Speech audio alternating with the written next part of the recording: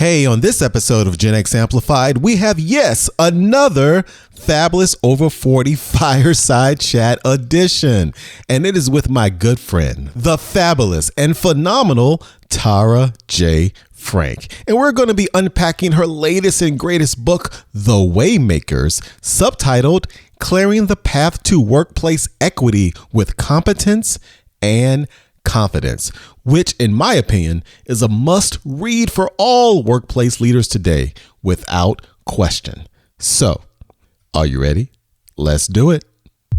To me means that The Waymakers is an even more important book right now because I believe because of remote work, because we are distant, because people are at home and not in the office, leaders have to be that much more intentional.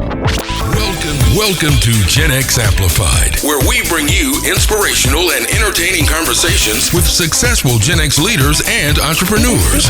This is the show created just for you. The powerful generation between the boomers and millennials to help you amplify your story, Maximize your impact, and become Gen Exceptional in business and in life. Now, here's your host, Adrian Porter. Welcome to another fabulous over 40 fireside chat. I'm excited. So let me just get right into introducing my wonderful guest. So my guest today really doesn't need an introduction actually, but I'm going to do it anyway because she is so phenomenal and fabulous and she's a friend. So I'll do her justice. She is an equity strategist, an advisor, a speaker, a teacher, and the author of the latest gem to hit the bookshelves around the world titled The Waymakers, subtitled Clearing the Path to Workplace Equity with Competence and Confidence. All right. So now, prior to founding her leadership consultancy, TJF Career Modeling, my guest spent 21 years as an executive for Hallmark Cards, where she started her career, believe it or not, as a greeting card writer, a dream that many of us probably have. But then she eventually became the youngest person in Hallmark's history to be promoted into executive management. Now, ever since her professional pivot and post-Hallmark career, she has been delivering timeless value, influence, and impact.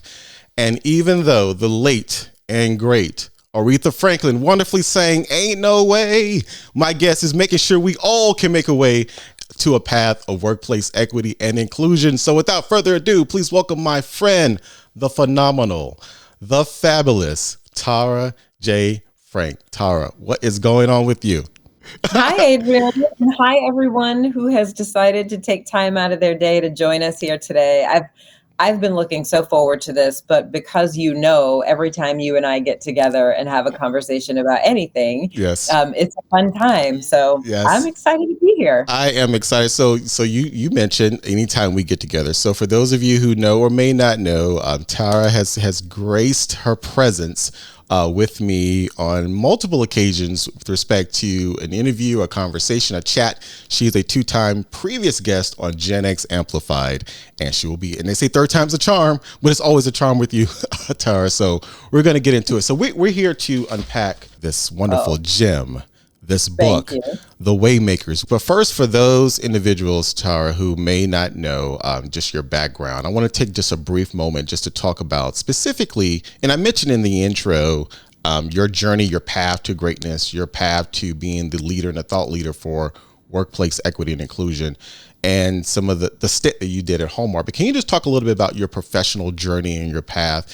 and really kind of those nuggets that led you to sit down, put fingers and fingertips to keyboard to craft this book that's so needed across the workplace?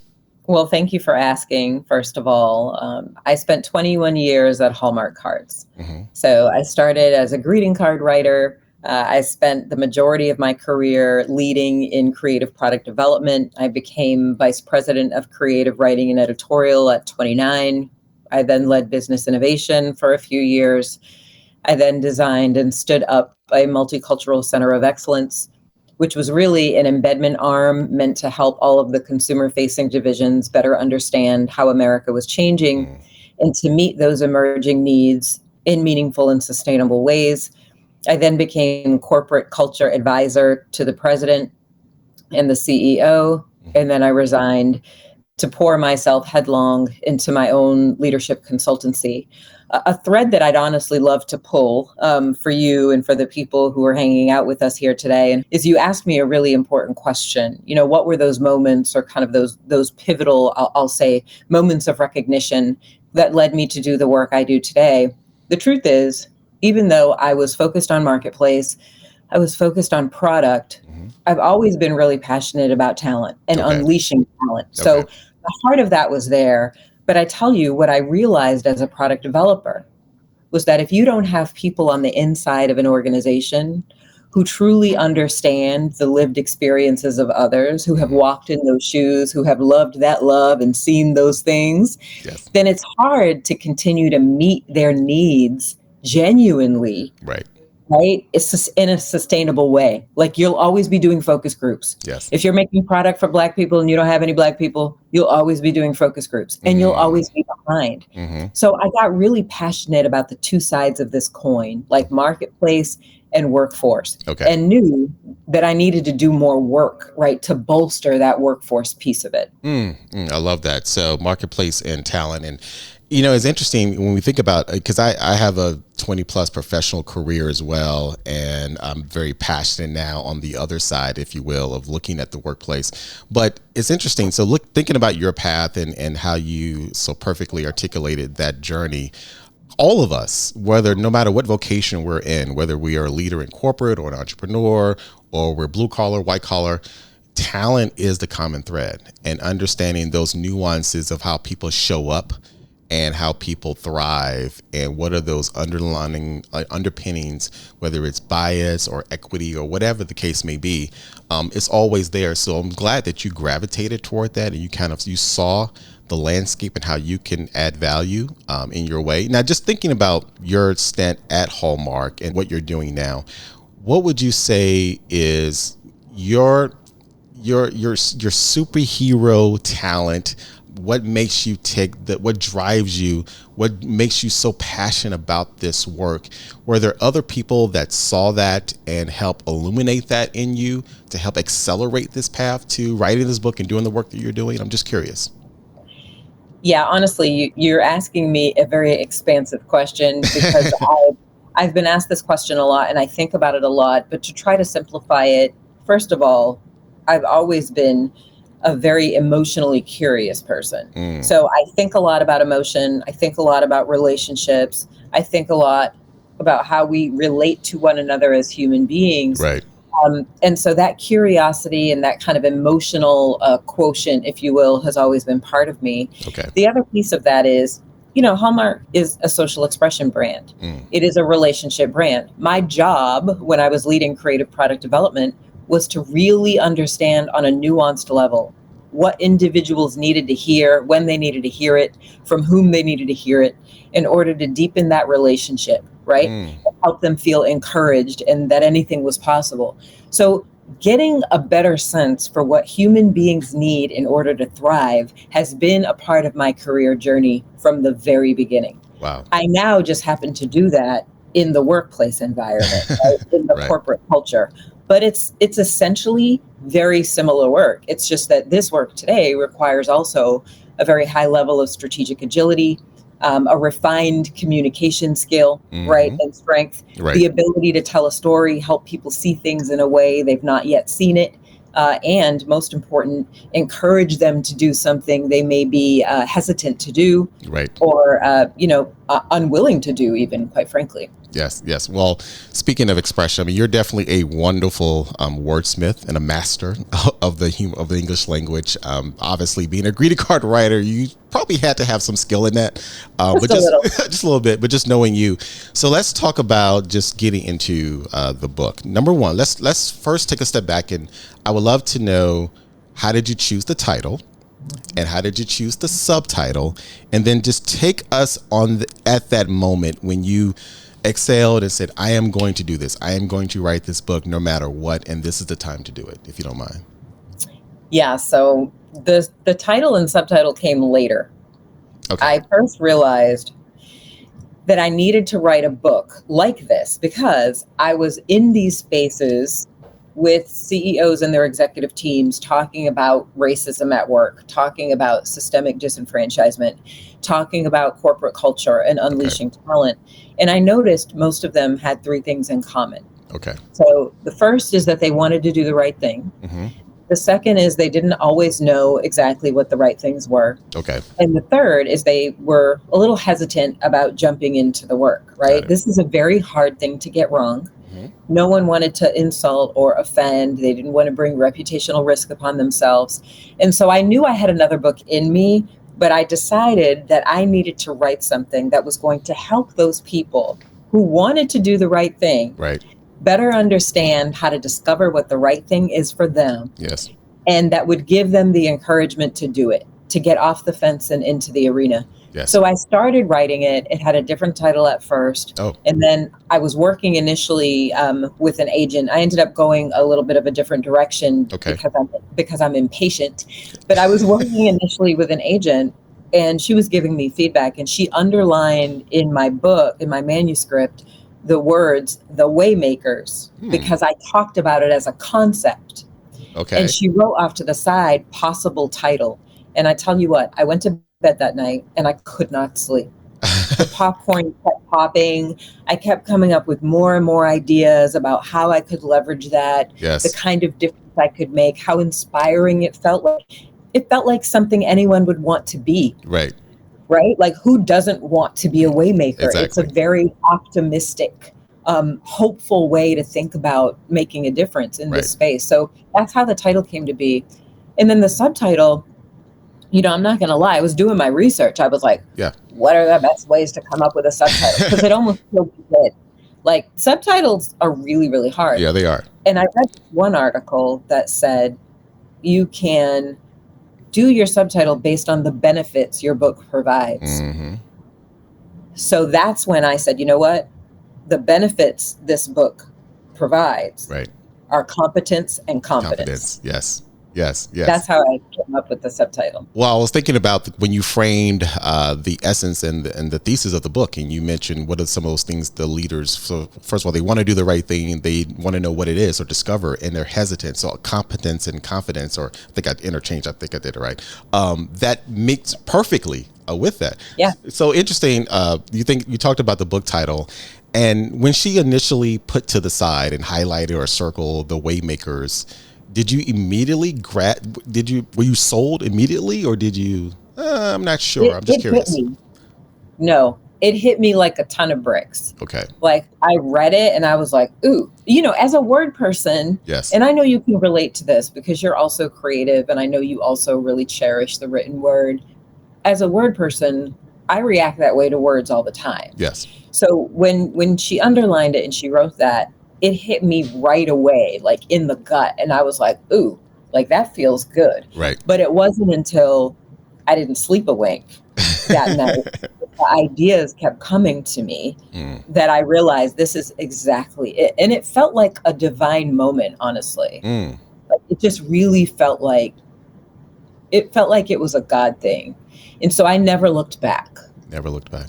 All right. So you mentioned a little bit that word impatient, and you went a different route without getting too technical, but just curious because you are an author, and there may be other aspiring authors that are out there that want to pursue the journey that you're doing. When you said a different route and you had an agent, what did you mean by that? And why did you feel, because of your being impatient, that you went the route that you did? Well, remember, this was when I first had the idea to write the book, it was toward the end of 2020. Got it. So we had already had a very difficult several months, yes. But I was in the trenches with high-level leaders, and I knew that I understood what they were struggling with. Mm-hmm. I understood generally what their issues were, what they wanted to be able to achieve. Because I have been a corporate executive, I understood viscerally what those tensions actually look like. Yes. And how they manifest. And that makes me a little different than some people in this space. There are others. I'm not suggesting I'm the only former corporate executive who's writing a book like this, but some others have taken a different path. Mm-hmm. But I knew it. I could feel it. I understood it. And I felt like I knew what they needed to know.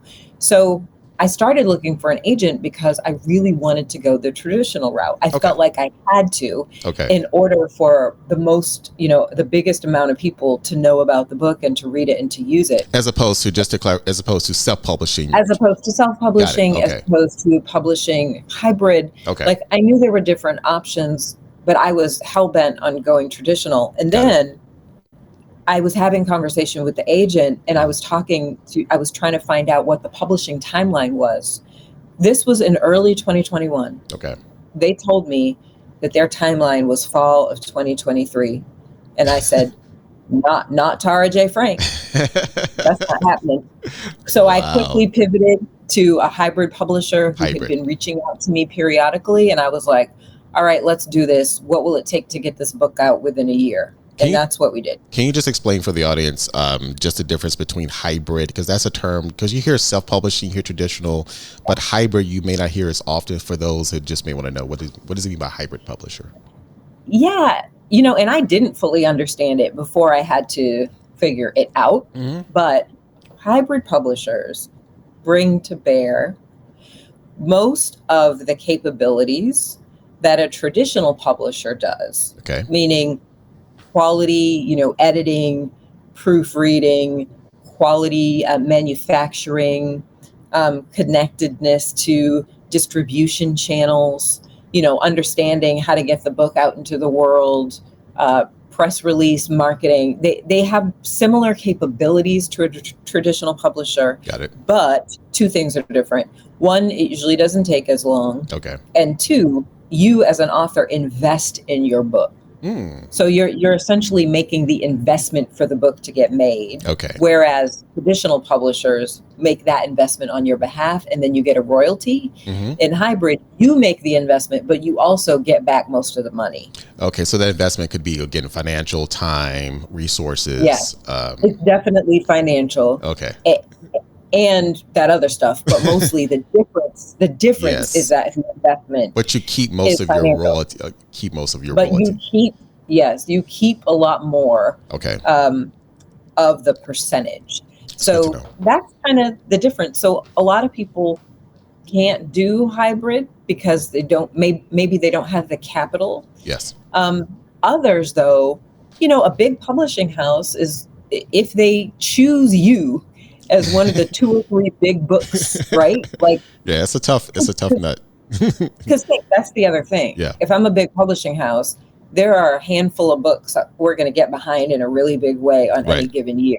If you're one of them, like the stars align, and isn't that amazing?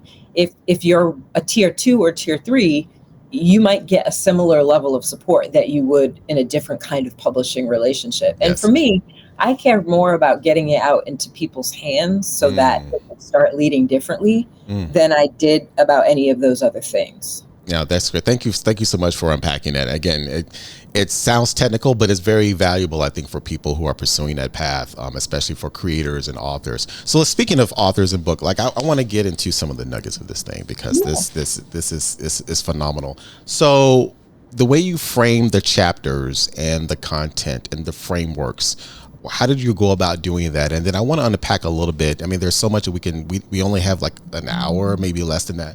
But I want to talk about specifically chapter 6, to be seen, to be respected, to be valued, and to be protected.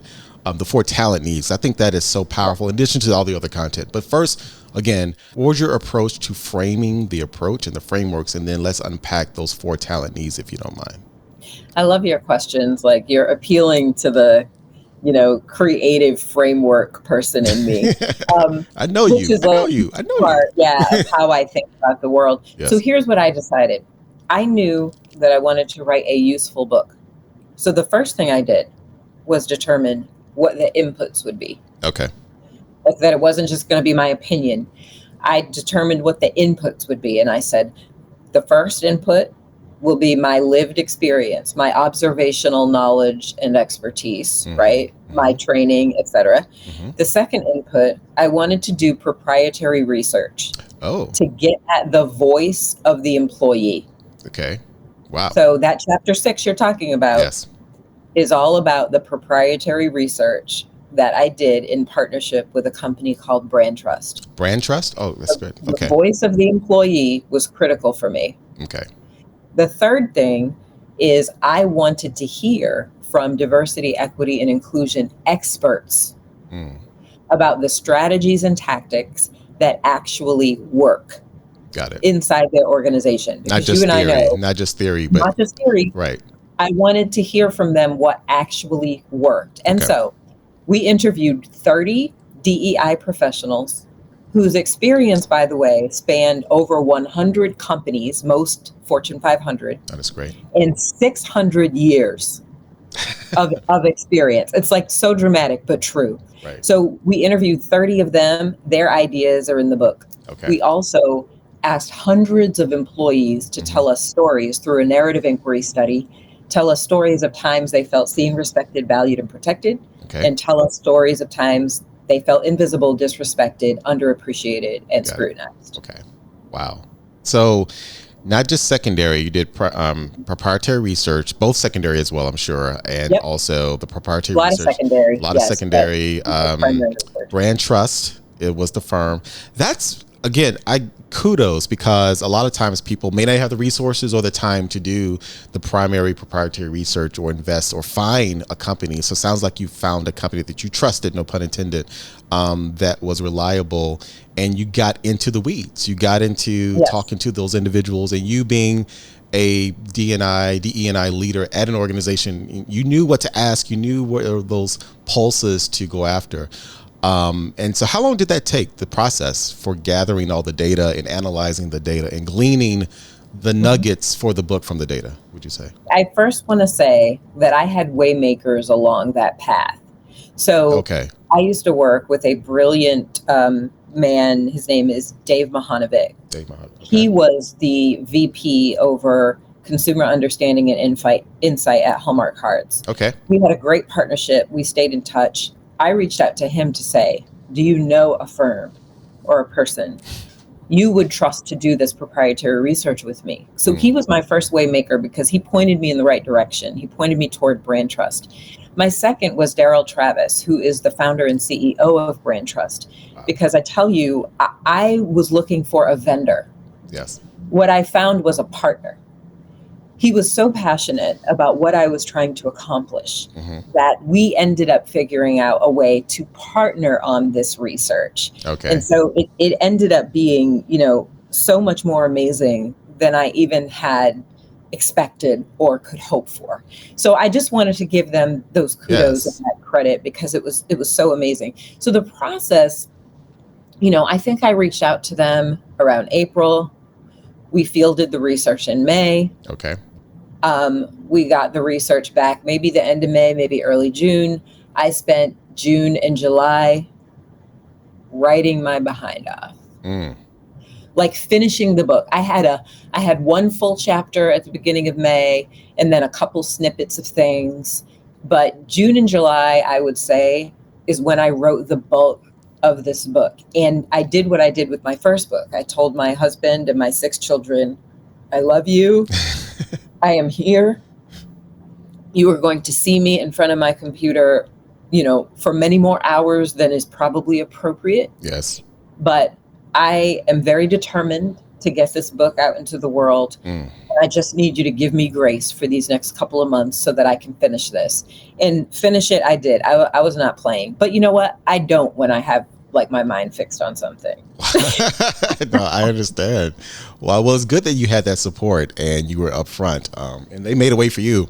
I know it was tough, especially during this climate and being, you're mid-career, you're, 40 plus, fabulous over 40. And so you have a lot of responsibilities, but you had that mission and determination. So it was great to hear that. And kudos to the people you mentioned earlier. I just want to make sure. So that was Daryl Travis was the last at Brand Trust. Yeah, Daryl Travis. And the first was CEO of Brand Trust. And what was the first name from Hallmark? Dave Mahanovic. My friend Dave Mahanovic. Cool. Shout outs to Dave and Daryl. So amazing. I love that, Dave Mahanovic. I will also say, since we're giving shout out to Waymakers, Delia Berrigan Fakis, who used to work at Hallmark at one point. We never worked together, but she was there working on the books team. She was actually the very first person I reached out to because I didn't I needed to put together a really good proposal. And I had never done that before. So like people ask me all the time, how do you be a Waymaker and who is your Waymaker? And I'm like, please put an S on the end of that. Yes. Because I have had them my entire life, at every major turning point in my life. That is true of a lot of us. And I think the reason I wrote the book is because many people need more Waymakers. Yes. Right. And it's an invitation for more people to make a way for more people, quite frankly. Wow. I love the invitation. So let's talk about one of the many gems of the book. And I want to focus on this particularly because, as we talk constantly and importantly about bias and the isms, unfortunately, of the world, whether it's sexism or racism or ageism, which I'm very passionate about. Many of those individuals who are affected and professionals, they do want to be seen. They feel they're undervalued and overlooked. And you, in chapter 6, you outline what your people want for talent needs: be seen, to be respected, valued, and protected. Can you just briefly unpack the 4 of those and why you honed in on those 4, based on the data or based on personal experience or what have you? Yeah, it's a merge, honestly, and thank you for asking, because in my opinion, this is one of the most important chapters in the book. Okay. Because it's employee centric. Sometimes we talk about diversity, equity, and inclusion, and we get in our own heads about it. Yes. We're like, well, what's our diversity vision? What are our policies that we can make more equitable, which is important. I am not downplaying that. And we're like, how do we help bring our, company brand to life and be more welcoming? And I'm always telling leaders, I'm like, do you know what experience your employees are having? Because until you truly know the experience your employees are having, you cannot chart a path forward that is authentic and effective. If you do your DE&I strategy based on other people's best practice without really understanding how your leaders are choosing and behaving every single day and how that's impacting the quality of your relationship with your employees, you're not going to make the right investments. You won't make the right choices. So true. So the proprietary research, where we ask people to tell us hundreds of stories, right, of where they felt seen, respected, valued, and protected, and where they felt the opposite of that, was such an important body of work for this book. Because here's what we learned. Everybody needs to feel that way. This is not about just Black and brown people. Right. It's not about women. Yes. Because we ask people across dimensions of difference. Everybody needs to feel that way.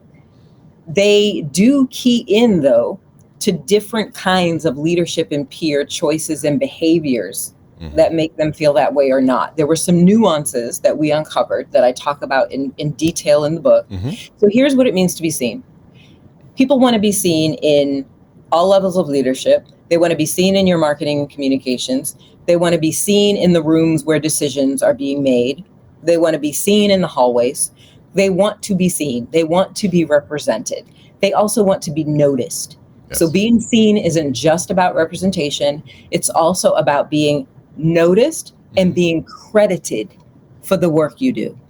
So one of the biggest things that leaders do that make people feel invisible is when they take credit for their work. So that's seen. Wow. And that leads to talent attraction as well for company. Because if I feel invisible in my organization, I'm not going to ask my friends and family to come work here. Right. I'm not going to sign them up for that foolishness.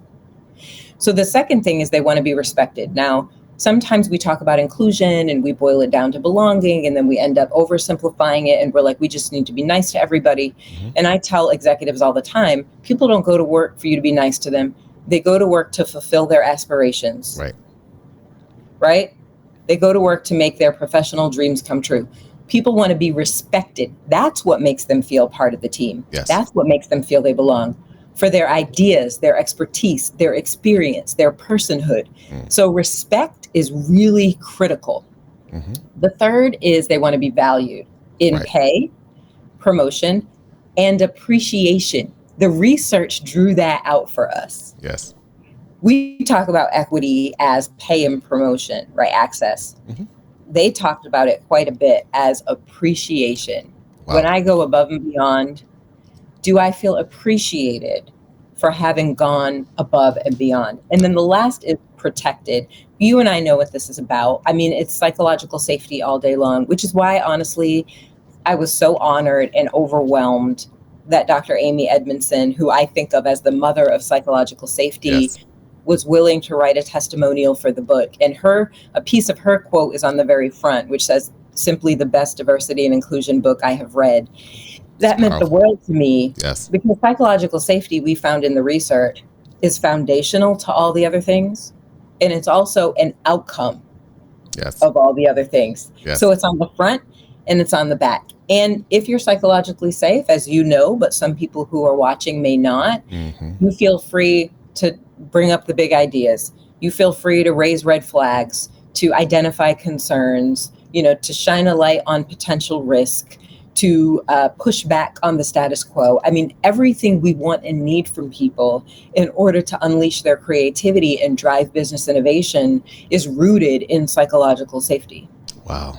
That is so good. And when you said earlier about valued, that level, the appreciation part is something we seldom hear about. Again, a lot of times it's monetary, it's promotional, but just being appreciated and even amplified, it's so great that you're bringing that to light, and the protection piece as well. Now, I'm curious, because you wrote this book, you said, during the months, and you started thinking about it in 2020, and then you wrote the bulk of the book, I'm assuming 2021, correct? Yep. So this is post and even amid of a lot of social, racial unrest. After the murder of George Floyd, that's when the conversation around DE&I began to elevate more, long overdue, amplified, and you start to see some change, and people starting to make a way, or trying to make a way, but didn't know how and didn't know how to discover it. Because you're writing and delivering this book in this time of heightened DE&I conversations, have you seen some positive change, and what are some of the, not negative for lack of a better word, or the challenging aspects of these conversations that you want to hope to address? I'm just curious. We could talk about this one question for 5 hours. Okay. So first, have I seen any positive change? Yes, I have seen some positive change. There are people out there, leaders out there, who want to create more equitable and inclusive workplaces, Yes. who are coming to understand that the real answer lies in that day-to-day experience, who are bringing people together across differences inside their organizations to have important conversations about what great looks like, to collaborate on outcomes, right? To hold each other accountable. Like, there are some really good granular things happening inside some of these companies, in Right. addition to, systemic choices and shifts. On the flip of that, a lot of people have certainly successfully, sadly, politicized the idea of equity. They have politicized the idea of diversity and inclusion. And if there are people in the world who believe in that politicization, then they're at work too. I mean, those are the same people outside work who are inside work. Yes. So now some companies who have been working on DE&I for many, many years are getting some pushback from predominantly, their white male colleagues about, we're talking about this too much, we're doing this too much, we're disadvantaging white men. And so there are some real challenges for people who are trying to create more equitable outcomes in their workplaces, because people aren't even necessarily, in every case, stopping to understand the nature of that work, what it means, and the fact that it will benefit everybody. They're simply hearing the words and making a whole lot of assumptions about what that means for them and what they might potentially lose. So that's kind of a newish, it's not that they never had to deal with people who don't like it, Right. but the intensity is a little bit of a new challenge to face. I love that. Thank you for addressing that, Tara, because I know, again, it's with a lot of the unfortunate incidents that have happened in the past couple of years, we're having these conversations even more, and there is more of a call to arms for action, but a lot of times people don't know the best way to approach that. And you called this book an invitation many times, and reading the book is definitely an invitation. But let's talk about kind of where the rubber meets the road. So in this book, it's for leaders, it's for everyone, but you're really challenging leadership correct? Because those are the individuals, in addition to people at all levels, can really make a way as well. Can we talk about the difference between mentorship, sponsorship, allyship? Because a lot of times when individuals are looking for ways to make a way, they may feel, okay, if I can just be this mentor from afar, I'm making a way, as opposed to maybe sponsoring that individual or and those words sometimes are spoken interchangeably, but can you shed some light on the differences, if there are, and why it's critical to differentiate among those words? Yeah, here's what I will say about that. I'm going to answer your question, but I feel like we have gotten ourselves really kind of mired in language a lot lately. And I'm going to give you an example. Sometimes I first engage with clients and they say, can you give us a list of things to say and not say? And I say no, because I could never give you an exhaustive enough list. Right. And this work isn't about offending and not offending. This work is about unlocking opportunity for every single person, including those who have been historically denied and underestimated. This work is about leadership. So here's what I will say. Any person in a workplace environment can be a leader relative to this work, title aside. But the people with power and position have an opportunity to make a way through sponsorship, right? That's the word we usually use to describe it. Yes. By literally opening doors. Like, I mean, literally, Adrian is really good at this thing. I know so-and-so who works in that particular department is hiring right now. He probably doesn't know Adrian. He probably should. Let me make a call and introduce them and vouch for Adrian. So they open doors on purpose, deliberately, boldly. They remove barriers. Why isn't this thing happening yet? Oh, that's because we haven't done this, or we keep doing this. Right. Let me kind of get after that. Take that boulder out of the way, right? Connect this person to this process, or to this body of work, or to this insight, and orchestrate. Right. So that's why the term Waymakers was so powerful to me, because it is literally making a way through the wilderness. Corporate America is a wilderness. Yes, it is. For people who do not represent the majority profile. So Waymakers make a way through the wilderness, right? For other people who deserve that opportunity to be seen, to shine, to fulfill their career aspiration. To me, allies are people who show up for you in moments that matter. They may defend you. They may speak up for you. They may share with you a little bit of, stake in the ground insight that maybe you don't know because you're not in the right circle of influence. Right. They may give you a heads up that there's a cool opportunity you just saw or is coming down the pike. Like, allies do what they can as friends, as supporters, to make life easier for you, and also to shine a light on opportunities that may allow you to be more successful. But sponsors do the damn thing. I love it. Do the damn thing.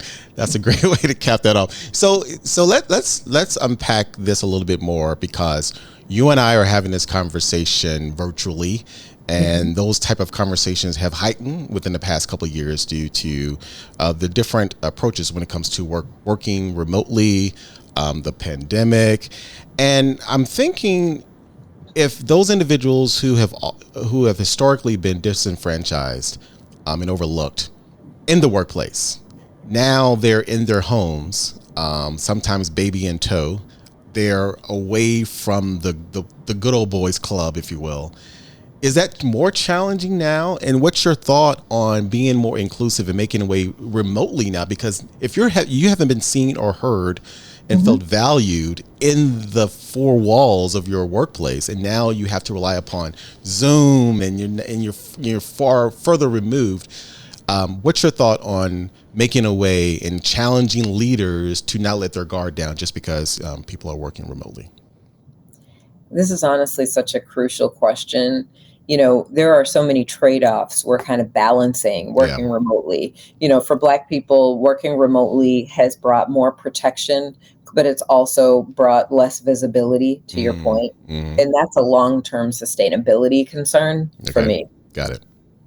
I'm concerned about the long-term impact of that. I recognize the short-term impact of that is I have more flexibility and more freedom. Yes. I have more protection or more safety because I'm in my literal safe space. Yes. But to your point, we're also less visible. We're less sometimes kind of in the mix with people when we decide on the fly that we're going to go into this conference room and just solve this problem right now. Right. And those are the kinds of things that can sometimes strengthen relationships between people, right? Working in the trenches together, solving really hairy, difficult problems.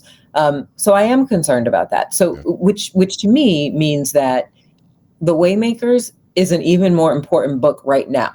Because I believe because of remote work, because we are distant, because people are at home and not in the office, leaders have to be that much more intentional. They have to really ask themselves, do I know what each and every person on my team aspires to? Do I know what they're good at? Do I know the results they have achieved to date? And what is my role in merging those things to help them reach their professional aspiration? Because every leader has a role, and they should recognize that this is their responsibility, not their HR business partner's responsibility, not the responsibility of their 2-person DE&I team. Yes. But if they have direct reports, if they are responsible for talent, this is their job. And that is one of the important parts, right, of truly being a waymaker. Yes. Recognizing that you have a distinct role to play in unleashing opportunity for other people. So we have to build more bridges. Yes. We have to have more conversations. We have to have more honest conversations and make sure we know what people want and what it's going to take to help them get there. That was so great. And one of the Renee Brown said that was a beautiful way to unpack that. Let the leaders of the world learn how you can cultivate your team leaders. Beautifully said. Well done. Hey, Renee. Actually, no, Renee. She's good people. But that was great. And you're right. We have to become, I love the way you frame that, intentional with helping others reach their professional aspirations. That is very succinct, and that's how you can make a way for others, and really not only understanding what are their goals and aspirations and what do they want to achieve, but what's your role in that. Like taking action, making a way. It's not just words, and it's action. And I love the way you frame that. There are so many nuggets we can unpack from this book. And I just want to remind people out there, if you're watching this on the replay and live, you can go to also wearethewaymakers.com/book. The title is The Waymakers, because I was going to ask, where can they get, but I'm not going to ask at the end. I want people to understand now. Ordering it on Amazon is most helpful for me right now. Got it. Because, I mean, you know how this works. Yes. So I know people have their preferences, but Amazon is my number one go-to right now. Amazon. Just go to Amazon and Prime, get it in a couple of days. So again, this is these type of conversations, Tara, should be not just two-parters. Like we can spend hours. We only have a limited time, but we shouldn't limit this conversation to just this podcast or this live stream. And this is a call to action for so many leaders around the world, because we are a diverse community. And we need to embrace the differences. I love the way you frame dimensions of difference in all of us, because in that way, all of us will win. Now, before I let you go, now you know how I roll when it comes to conversation interviews. There's a final question that I always ask all of my guests. And you being a 2-time previous guest on my podcast, we've had great conversations. You know what I'm going to ask you, but I'm going to reframe it. So, Tara, if there was a song that would play anytime you walk down the street or enter a room that fits the brand, not just of Tara J. Frank, but the brand of you as a waymaker, of being a waymaker, what song would that be? What would be the Waymaker theme song? I will tell you and all of our friends listening that I play Made a Way by Travis Green every morning when I am getting ready for work. Okay. Because you made a way, don't know how, but you did it. And in my mind, that is for me, not only about how God continues to make a way for me, but about my personal leadership responsibility moving forward. The don't know how, but you did it is important, because sometimes we don't know exactly what to do, but we cannot be paralyzed by insecurity. There is always information we can share with people, doors we can open, connections we can broker. And we just need to be more intentional and courageous about doing exactly that. Travis Green, make a way. Is that it? That name of it? Made a way. Made a way. I love that answer. That sounds like something I need to download or stream right now on my phone. Yeah, I loved it. But Tara, again, everyone, the Waymakers, please get it now. You need this book for all leaders, for everyone. I am so proud and happy for you, Tara. You know, I've been part of your journey for the past couple of years and seeing you just blossom into the wonderful, not only the Waymaker, but just someone that is passionate about making a change and creating meaningful impact, building bridges, which is, you know, every time I think about TJF, I think building bridges consistently. And you're building a meaningful and important bridge right now, not only with the book, but all the elements that you're doing, whether it's speaking or coaching, working with CEOs, podcasts, live streams, everything that you're touching is filling a void that needs to be filled and needs to be accelerated and amplified. Can you just share with us before we sign off, again, what's your hope for individuals that read this book, that meet with people who have read the book, that are telling them to get the book, and for workplace leaders and professionals all over the world? What is your hope and your mission moving forward with this movement? I hope that leaders not only read this book, but use it. I hope they see possibility in it. I hope they recognize that they have a really important role to play in creating workplace climates that are more equitable and inclusive, and that it benefits them and the people in their charge for them to do exactly that. I hope they will be inspired and equipped and get off the fence. Inspired, equipped, and get off the fence. Well, being inspired, in our earbuds, I had someone just ask this question, and will the book be available in Audible? Yes, it is on Audible. And I will honestly say that you guys, you're going to think I'm weird, but I had to listen. I narrated it, so it's me. Of course. I had to listen to it so many times just to make sure that it was right and everything. And the last time I listened to it, I was like, this is good. Like, I don't usually enjoy hearing myself talk. Okay. But the way the ideas came across in audio, I think is honestly really powerful. I think people will enjoy the audio book. And I know some folks have bought kind of both the hardcover to write in the margins and then also Audible just to kind of listen to it and get it in a different way. But yes, it is on Audible. I believe it'll also be on Apple Books.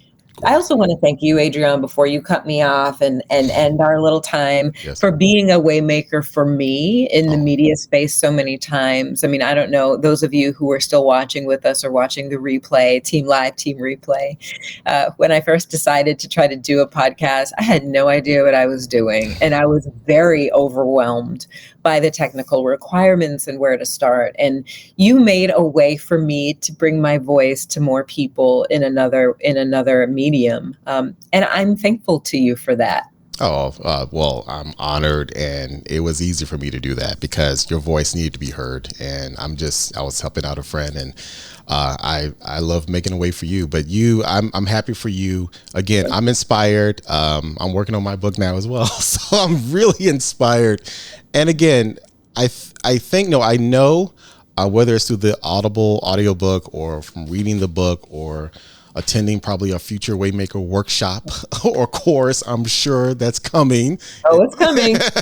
The nuggets and the content will be so beneficial. Tara, thank you so much for spending time with me. And for all of you that are watching this live on Team Live or Team Replay or listening to this through your earbuds on Gen X Amplified Podcast, thank you so much. Again, the Waymakers, clearing the path to workplace equity with competence and confidence.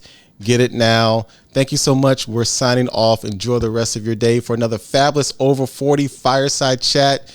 Be well. And until then, make a way. Make a way for everyone. Thank you so much. Thank you, everybody. Okay, third time. The third time Tara has graced her wonderful and fabulous presence on Gen X Amplified. And I tell you, she did not disappoint, right? The Waymakers, clearing the path to workplace equity with competence and confidence. I was so excited to unpack this book, and I know if you're listening to this, you already have the book, right?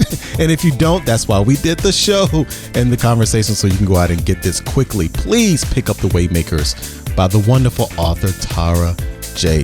Frank. We always have such an awesome conversation. She's always sharing so many gems, right? Especially when it comes to workplace equity, diversity, inclusion, leadership, just about leadership in today's world of work. Tara, again, thank you from the bottom of my heart for having this conversation with me.